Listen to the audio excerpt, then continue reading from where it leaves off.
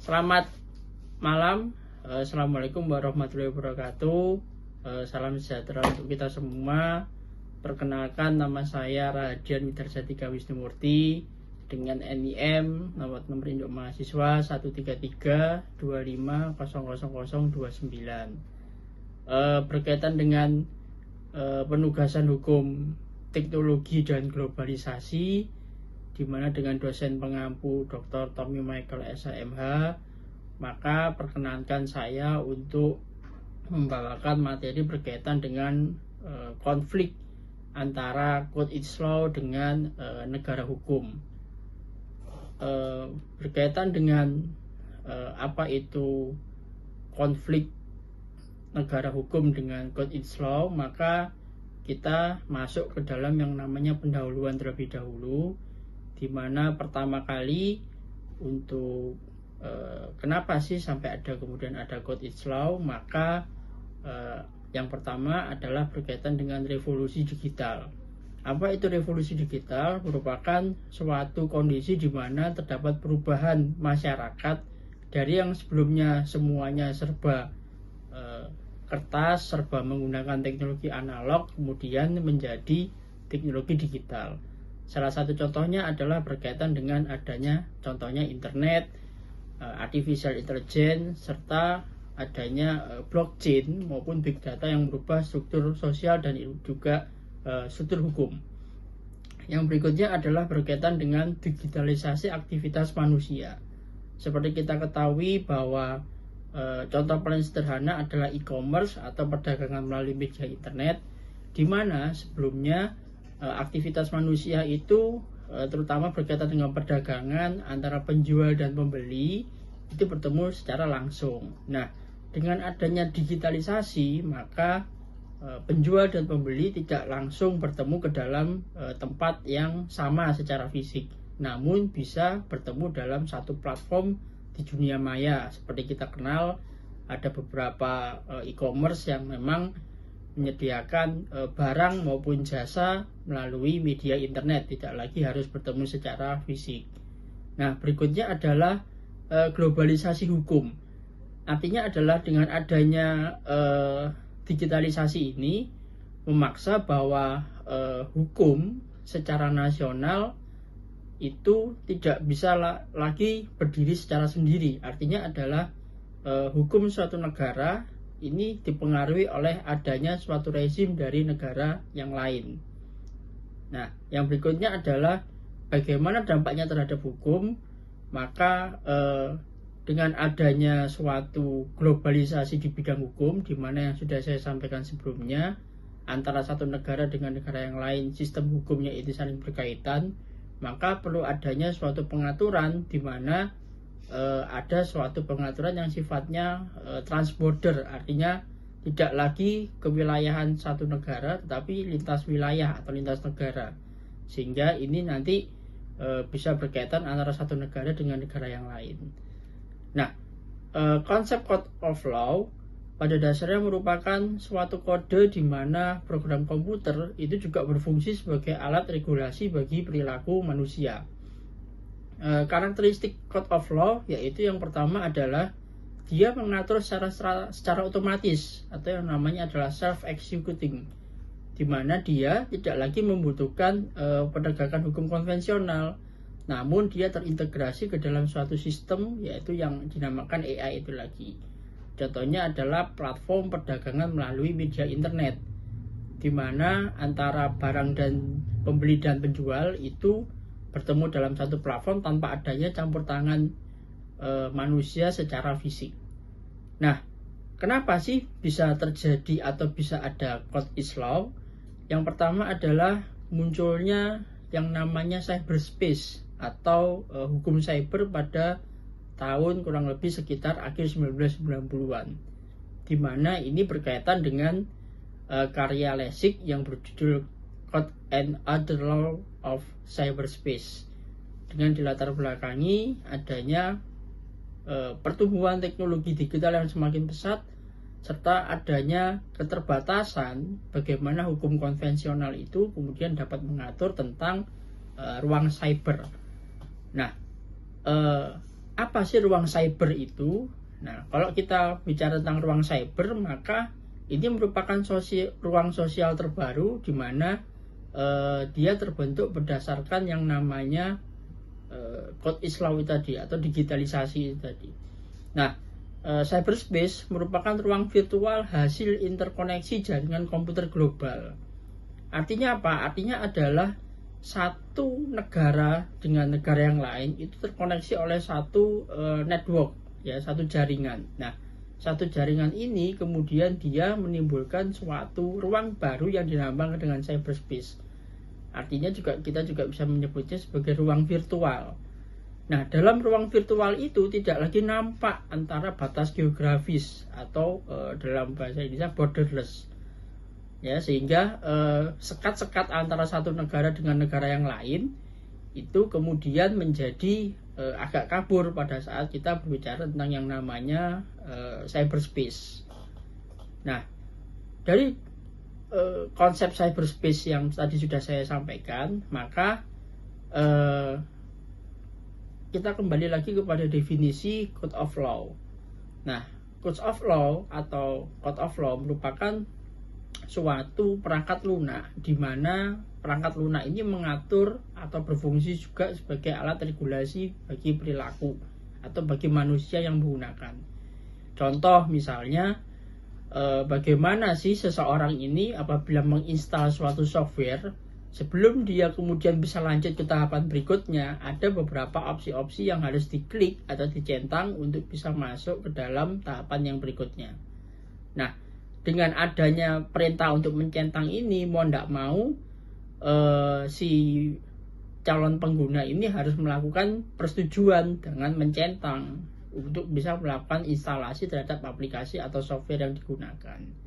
Nah, code Islam merupakan suatu aturan yang ditanamkan oleh pencipta perangkat lunak pada suatu sistem teknologi. Jadi yang meminta user untuk kemudian melakukan pencetangan itu bukan pemerintah sebagai regulator hukum, tetapi adalah pengembang atau developer dari software itu sendiri, di mana untuk bisa sampai melakukan akhir dari proses instalasi ada langkah-langkah, step-step yang harus dilakukan oleh user itu sendiri. Nah, code Islam dianggap memiliki kesamaan fungsi seperti hukum. Mengapa demikian? Karena dengan adanya code Islam, dengan adanya kode itu dianggap bisa mengatur apa yang bisa maupun yang tidak bisa dilakukan oleh pengguna dengan perangkat lunak yang akan digunakan. Nah, sehingga hal ini tentu menimbulkan konflik dengan negara hukum, di mana negara hukum itu mendasarkan sesuatu pada hukum yang sifatnya adalah tertulis. Dalam hal ini kalau Indonesia ya sifatnya berdasarkan peraturan perundang-undangan. Nah, bagaimana cara kerja code Islam? Yaitu yang pertama adalah dengan menggunakan suatu desain sistem berupa mekanisme. Yang pertama, pembatasan akses berupa login atau kode autentifikasi. Yang berikutnya adalah pembatasan tindakan. Misal contohnya ada suatu dokumen di mana untuk bisa mendownload dokumen itu, seseorang yang membutuhkan dokumen tersebut dia harus melakukan login dulu, baru kemudian download file yang dibutuhkan. Nah, berikutnya adalah melalui algoritma, artinya adalah code Islam itu juga bisa mengatur apa yang dilihat oleh pengguna menggunakan filtering maupun ranking. Yang berikutnya adalah melalui protokol, di mana code Islam mengatur tentang bagaimana sistem itu kemudian saling terintegrasi dengan sistem yang lain. Sehingga apabila suatu pengguna tidak melakukan apa yang diinginkan dalam code Islam itu, dalam suatu software itu, maka pengguna tidak bisa memberikan atau tidak bisa melanjutkan kepada akses yang berikutnya. Nah, kita masuk ke dalam yang namanya konsep negara hukum. Kalau tadi kita ngomong berkaitan dengan code Islam, kemudian berkaitan dengan cyberspace, di mana itu ruang digital, maka setelah itu kemudian kita masuk kepada yang namanya konsep negara hukum. Nah, apa sih negara hukum itu? Merupakan suatu negara hukum atau suatu negara yang diselenggarakan berdasarkan hukum, di mana yang menjadi prinsip utama yaitu adanya supremasi hukum atau penegakan hukum. Terus kemudian legalitas, artinya apa? Semua jenis peraturan-peraturan berdasarkan hukum tertulis, dalam hal ini adalah peraturan perundang-undangan.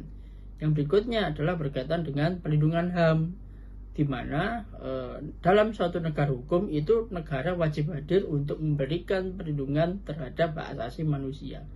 Serta yang terakhir adalah negara wajib menjaga supaya peradilan itu mampu menjalankan fungsinya secara independen. Artinya apa? Artinya adalah fungsi peradilan itu harus bisa dipisahkan dari fungsi eksekutif maupun legislatif. Nah, tujuannya apa? Tujuan negara hukum adalah untuk menciptakan kepastian, keadilan maupun kemanfaatan hukum. Nah, kalau kita lihat secara pengertian, maka negara hukum ada beberapa pengertian menurut ahli. Yang pertama adalah menurut AVDJ, di mana konsep rule of law terdiri atas 3 unsur, yaitu supremacy of law, di mana tidak ada kekuasaan sewenang-wenang. Yang berikutnya adalah berkaitan dengan equality before the law, artinya semua orang memiliki kedudukan yang sama di muka hukum. Serta yang terakhir adalah constitution based on individual rights. Artinya apa? Hak-hak individu itu merupakan hak yang dijamin oleh hukum. Nah, penekanannya ada pada hukum harus mampu mengontrol suatu tindakan. Tidak hanya tindakan pemerintah, tapi juga tindakan warga negara. Nah, berkaitan dengan sumber yang kedua atau ahli yang kedua, yaitu kita kenal yang namanya ada Lon L. Fuller. Artinya apa? Lon F. Fuller dalam bukunya The Inner Morality of Law harus memenuhi 8 prinsip legalitas yang itu menjadi prinsip negara hukum. Yang pertama adalah generality atau aturan hukum. Yang kedua adalah promulgation atau terpublikasikan. Yang ketiga adalah prospectivity atau tidak berlaku surut. Yang keempat itu clarity atau jelas. Yang kelima adalah konsistensi, dalam hal ini tidak kontradiktif, artinya tidak bertentangan dengan peraturan perundang-undangan yang lain. Yang keenam adalah possibility, di mana peraturan perundang-undangan itu harus dapat dilaksanakan oleh pemerintah maupun oleh masyarakat. Yang kemudian yang terakhir, yang nomor 7 adalah stability. Artinya apa? Karena peraturan perundang-undangan ini tidak hanya mengatur pemerintah tapi juga mengatur seluruh warga negara, maka peraturan perundang-undangan ini harus dia bersikap juga stability. Artinya apa? Tidak mudah berubah-ubah. Yang terakhir adalah namanya ada congruence atau kesesuaian terhadap pelaksanaan. Nah, apa yang kemudian diatur di undang-undang harus sesuai juga pelaksanaannya pada waktu berlaku di atau diterapkan pada masyarakat. Nah, kalau kita lihat tadi sudah melakukan pembahasan tentang Code is Law maupun konsep negara hukum, maka kalau kita jabarkan ada perbandingan karakteristik antara Code is Law dengan negara hukum. Yang pertama adalah dalam Code is Law regulasinya itu berbasis teknologi. Yang berikutnya adalah bersifat otomatis. Yang terakhir adalah minim diskresi manusia. Nah, dari sini kita lihat kenapa sih Code is Law itu kemudian berbasis teknologi, minim diskresi, dan bersifat otomatis. Karena pada dasarnya Code is Law itu ditanamkan oleh pencipta ke dalam suatu sistem yang memungkinkan dia untuk bekerja sendiri tanpa adanya campur tangan manusia. Sehingga apa? Sehingga Code is Law itu dia bisa bekerja secara otomatis tanpa menunggu perintah dari manusia. Kecuali memang ada beberapa langkah-langkah, step-step yang itu membutuhkan campur tangan dari user atau pengguna. Nah, berikutnya berkaitan dengan karakteristik negara hukum. Nah, kalau karakteristik negara hukum, maka regulasinya tentu sifatnya adalah bersifat norma hukum. Artinya apa? Artinya adalah norma itu harus tertulis dalam peraturan perundang-undangan sebagaimana tertulis dalam Undang-Undang Nomor 12 Tahun 2012. Nah, yang berikutnya adalah dalam negara hukum itu membutuhkan yang namanya interpretasi maupun penegakan. Artinya apa? Artinya undang-undang ini menjadi tidak lagi memiliki kekuatan kalau kemudian tidak ada penegakan dalam masyarakat. Nah, yang terakhir adalah mengakomodasi nilai keadilan dan moral. Artinya apa? Dalam proses pembentukan peraturan perundang-undangan, mulai dari undang-undang dasar sampai dengan peraturan daerah, kabupaten kota maupun peraturan daerah provinsi, itu dalam proses pembentukannya wajib mengakomodir nilai keadilan maupun moral yang ada dalam masyarakat, sehingga benar-benar peraturan tersebut mencerminkan kondisi sosial yang ada di masyarakat tempat di mana peraturan perundang-undangan itu dibentuk. Nah, yang berikutnya konflik antara kode Islam maupun negara hukum. Itu yang pertama adalah kalau kita lihat dari perspektif legitimasi.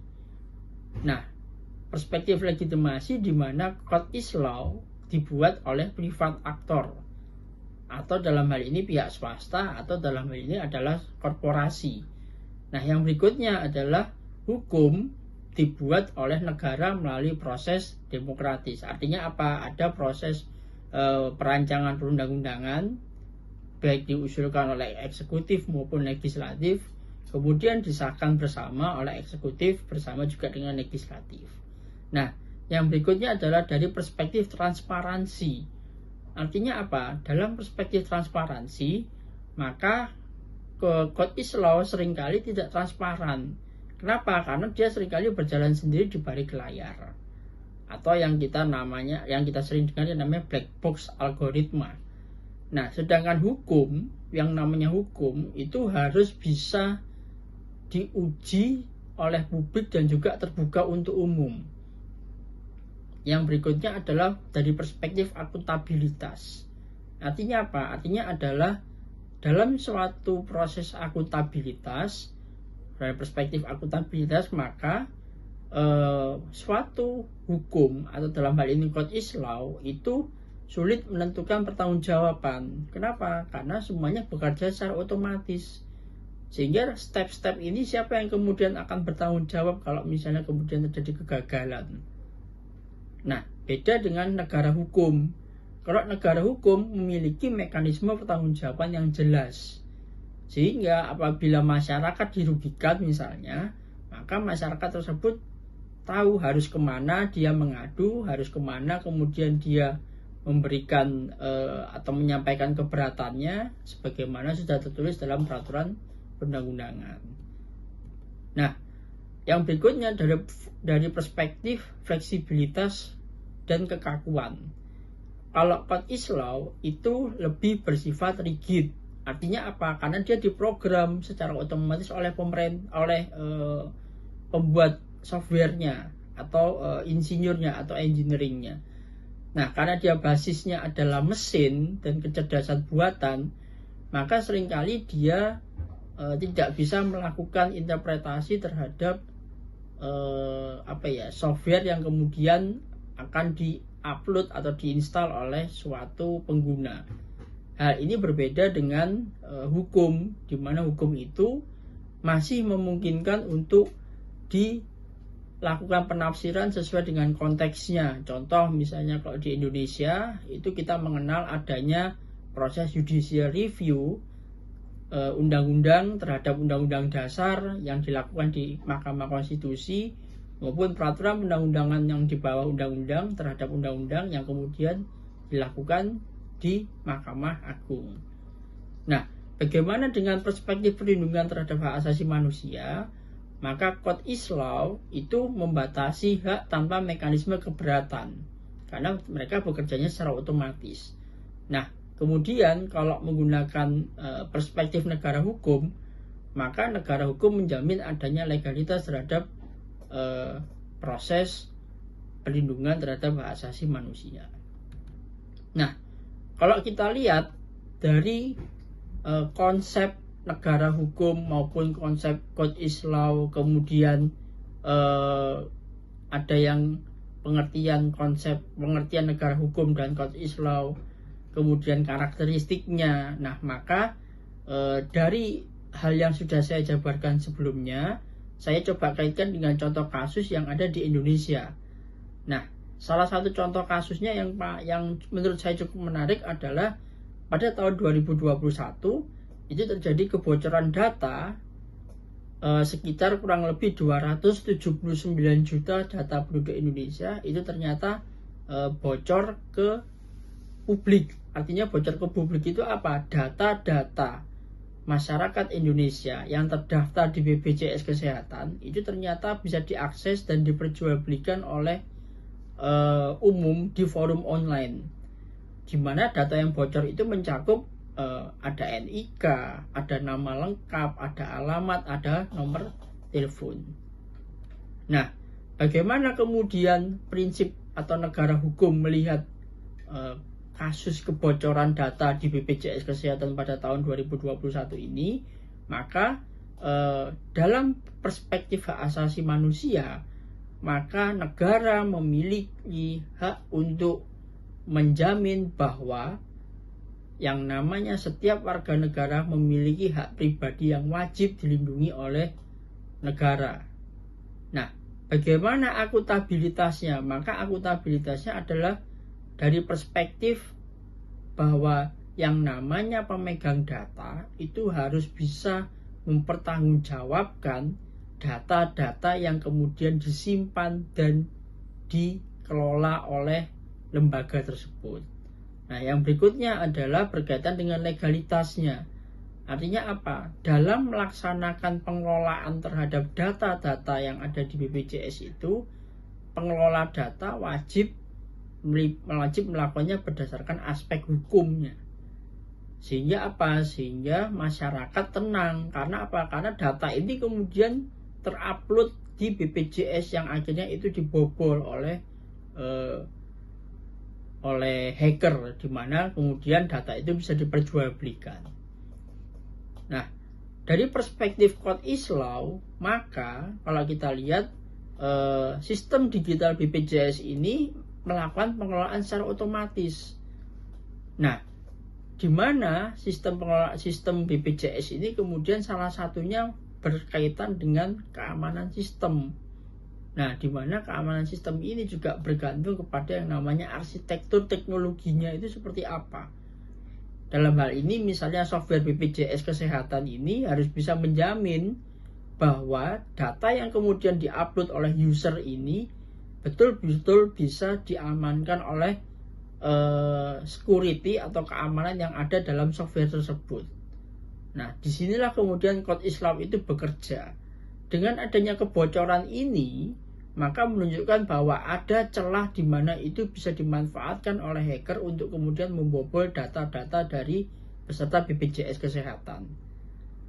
Nah, ini menunjukkan bahwa adanya suatu kerentanan, meskipun sekuat apapun sistem cyber kita, kalau kemudian tidak di-maintenance dengan maksimal, maka akan ada celah untuk kemudian bisa dilakukan pembobolan data, tidak hanya data pribadi berupa nama, tapi juga sampai dengan NIK, nomor telepon maupun alamat, di mana hal ini menunjukkan adanya suatu kelemahan terhadap sistem keamanan dari aplikasi BPJS Kesehatan tersebut. Nah, titik konfliknya adalah yang pertama, kalau kita lihat dari kasus BPJS Kesehatan pada tahun 2021 yang sudah saya uraikan sebelumnya, maka yang pertama adalah bagaimana legalitas ini kemudian dia saling bertentangan dengan yang namanya desain teknologi. Dimana kalau kita ngomong negara hukum, maka jelas di situ yang diutamakan adalah aspek legalitasnya. Bagaimana sih peraturan perundang-undangan itu kemudian dapat menjamin yang namanya keamanan terhadap data-data nasabah atau data-data peserta BPJS, dimana itu semuanya dijamin dalam suatu peraturan perundang-undangan. Yang berikutnya adalah berkaitan dengan bagaimana Code Islam.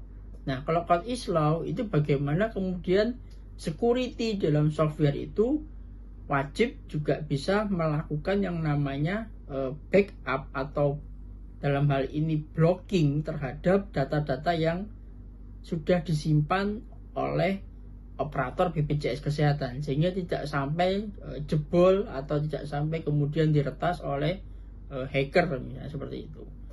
Nah, dari uraian-uraian yang sudah saya sampaikan, mulai dari konsep negara hukum, kemudian konsep Code is Law, sampai kemudian konsep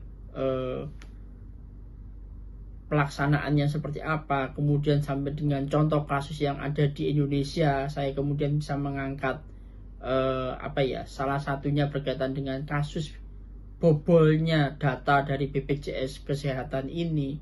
Maka yang bisa saya tangkap adalah Code is Law itu tentu harus bisa beriringan dengan yang namanya negara hukum.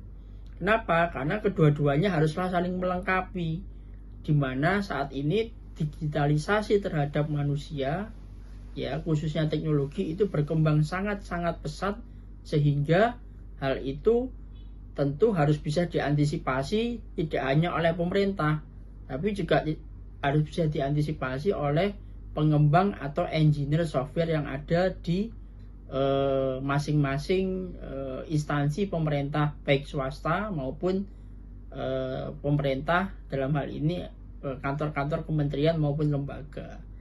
Nah, demikian yang bisa saya sampaikan berkaitan dengan penugasan hukum teknologi dan globalisasi.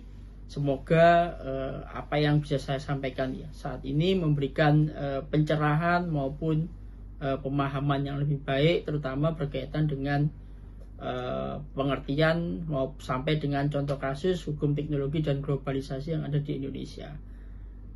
Sekian yang bisa saya sampaikan. Mohon maaf apabila terdapat kesalahan kata maupun kekurangan dalam penyampaian materi. Terima kasih. Wassalamualaikum warahmatullahi wabarakatuh.